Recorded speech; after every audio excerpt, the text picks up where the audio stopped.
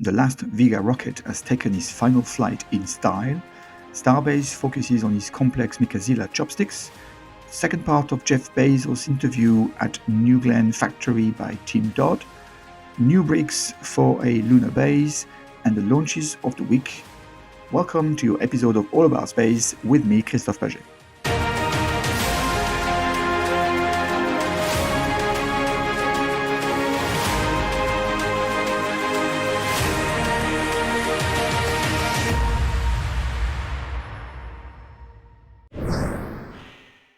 ESA is acquiring small satellite launch services from Aeronautics, which in turn uses the Vega rocket produced by the Italian company Avio. Vega is 30 meters tall and weighs 137 metric tons, fully fueled, and has 3 solid propellant-powered stages and a 4th liquid propellant stage. It exclusively launches from Europe's spaceports in French Guiana and has done so since 2012 and has successfully flown for 20 times and had 2 failures. Vega's largest LEO or low Earth orbit payload was just over 1.9 metric tons, and Vega's primary use was on sun-synchronous orbits and gradually expanded its capability to ride-share payloads up to 50 satellites per mission.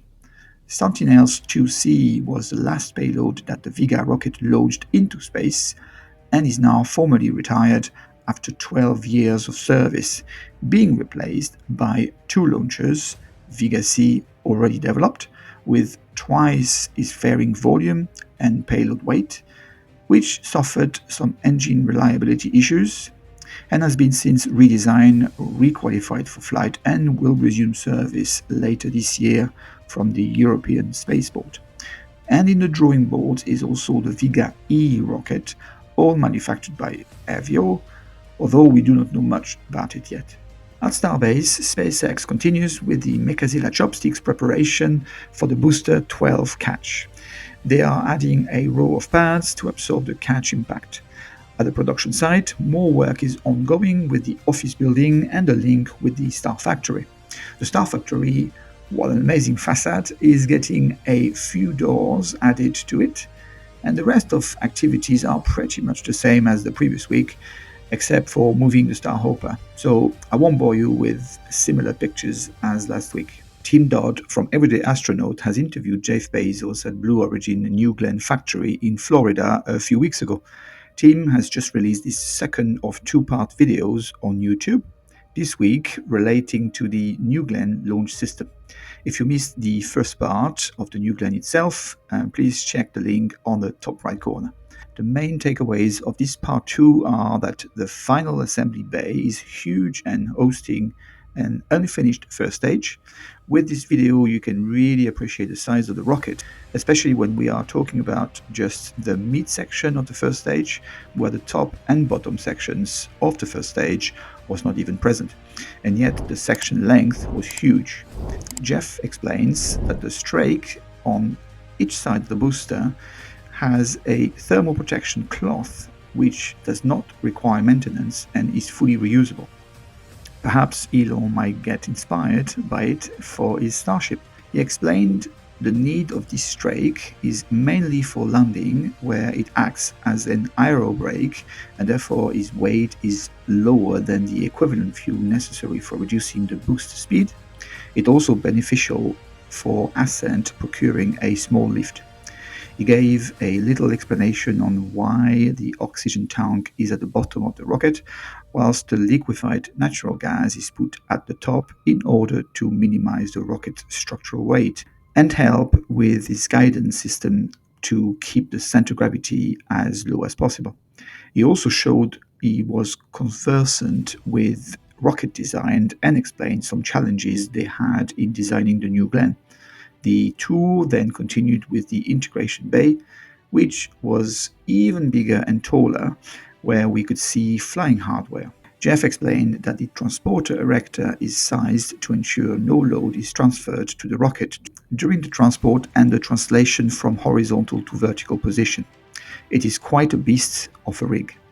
The pad is also relatively complex, as seen at Starbase, He anticipates in the future to have a crew-rated rocket to launch manned capsules from this pad at LC-36.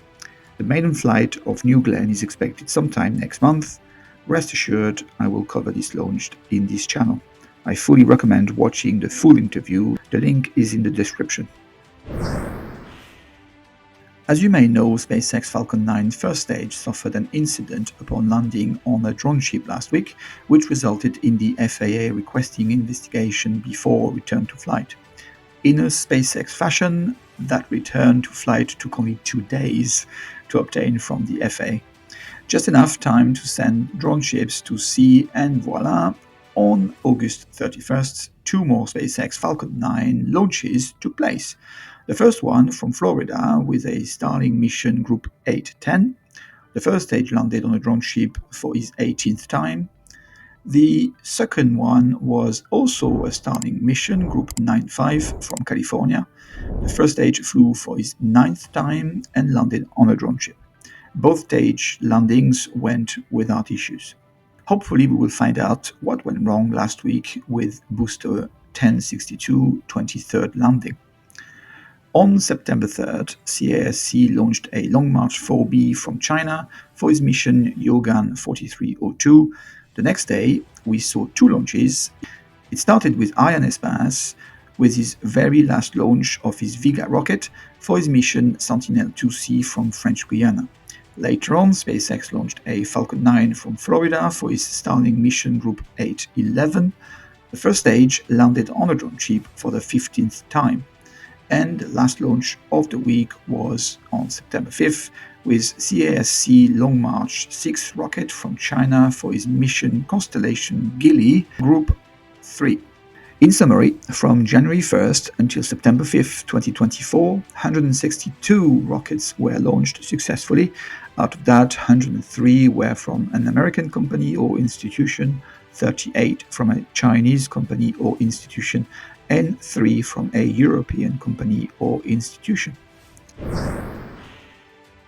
As previously mentioned in this channel, Russian and Chinese governments have recently inked a collaboration agreement to build a lunar base.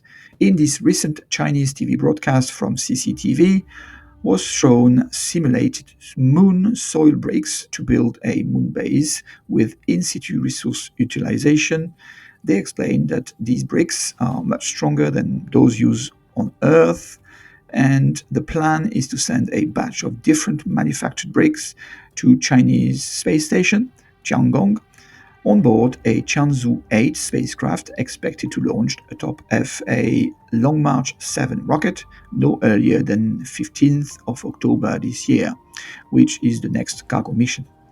The taikonauts will then check the different bricks if they can withstand extreme environments by simply exposing them to the direct sunlight on the outside of the station. I never get tired of seeing what the James Webb Space Telescope is catching. This week we have this stunning new mosaic of images showing the nearby star-forming cluster NGC 1333. The nebula is in the Perseus molecular cloud and located approximately 960 light-years away from us. The cluster in the mosaic is around 1 to 3 million years old and hides not only young stars like our Sun, but brown dwarfs and free-floating planets as well. I'm Christophe Paget for All About Space, wishing you a good week. Goodbye.